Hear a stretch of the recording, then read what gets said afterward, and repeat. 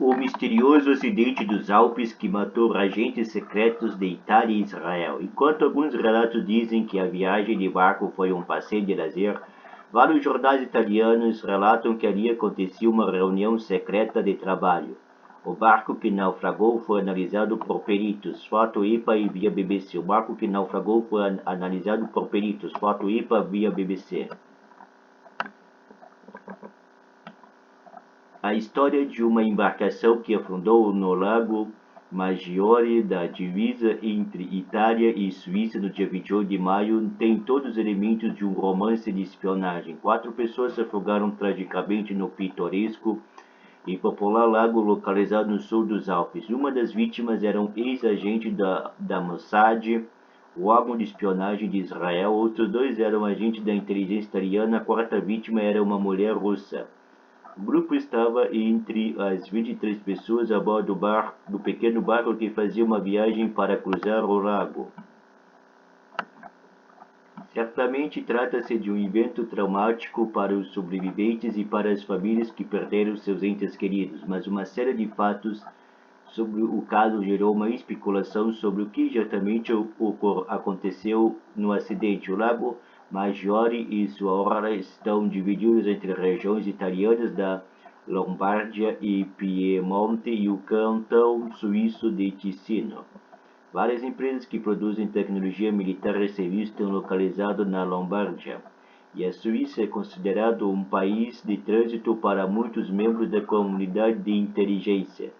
E algumas pessoas do navio de ambas as nacionalidades tinham apartamento e casas nessa região. O jornal italiano Il Corriere della Sera informou que este lugar garante ao governo de Itália e Israel alguma liberdade de movimento. Enquanto alguns relatos dizem que a viagem de barco foi um passeio de lazer inocente, vários dos principais meios de comunicação italianos relatam que ali aconteceu uma reunião secreta de trabalho entre agentes italianos e israelenses. Um apocalipse caiu sobre nós.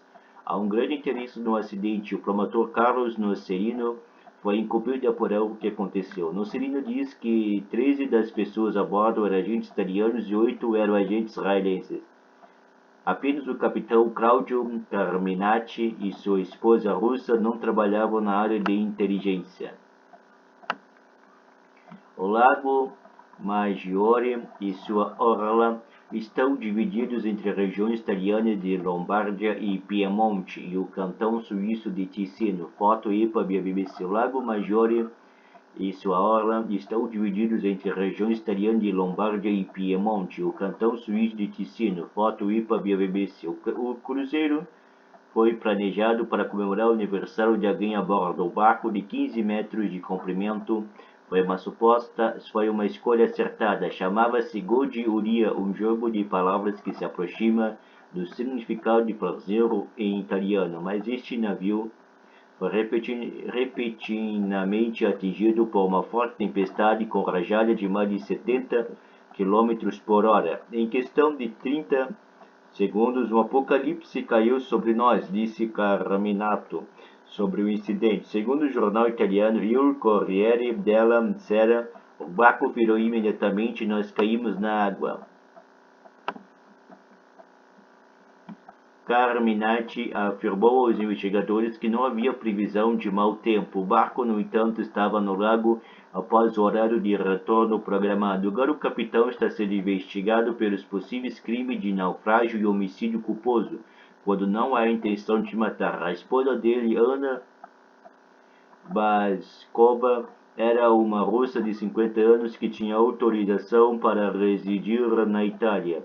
As outras vítimas foram Tiziana Baranobi, de 53 anos, e Claudio Alonzi, 62, ambos membros do serviço secreto italiano. O homem israelense Simone Eres, 50, também acabou morto. Ele era um agente aposentado do Mossad. Seu nome foi mencionado na mídia italiana, mas a imprensa em Israel se absteve em confirmar a notícia num primeiro momento.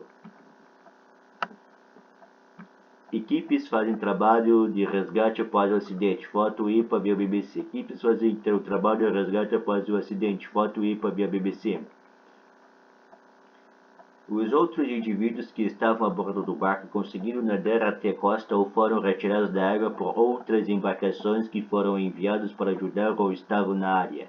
A causa de todas as 4 mortes foi afogamento, embora a mídia italiana relata que nenhum exame post-mortem foi realizado ainda.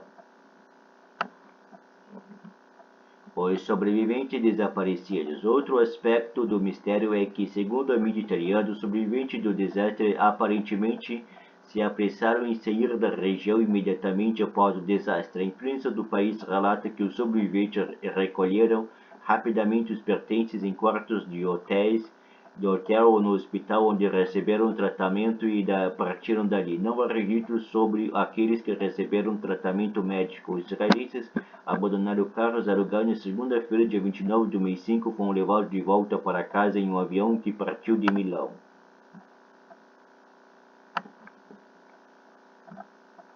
As identidades deles não foram divulgadas, mas o promotor nocerino disse à BBC que era normal revelar apenas os nomes das vítimas e não dos sobreviventes. O gabinete do primeiro-ministro israelense Benjamin Netanyahu confirmou na quarta-feira, dia 31 do mês 5, que o homem israelense morto era um membro aposentado do Mossad. O Mossad perdeu um amigo querido, um membro compassivo e um profissional que dedicou a vida à segurança do Estado de Israel por décadas, afirmou ele em um comunicado. Dado seu serviço na agência, não é possível dar mais detalhes sobre a identidade dele, acrescentou.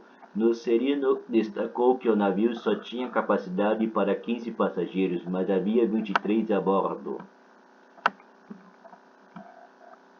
A superlotação teria tornado difícil para a capitão manobrar o navio diante de um clima estável. Como grande parte da história permanece incerta, é provável que a especulação continue. E Carabinieri, a polícia militar da Itália, estão auxiliando na investigação. Eles disseram à BBC que iriam avaliar o navio e as condições meteorológicas, mas não o que as pessoas estavam fazendo a bordo.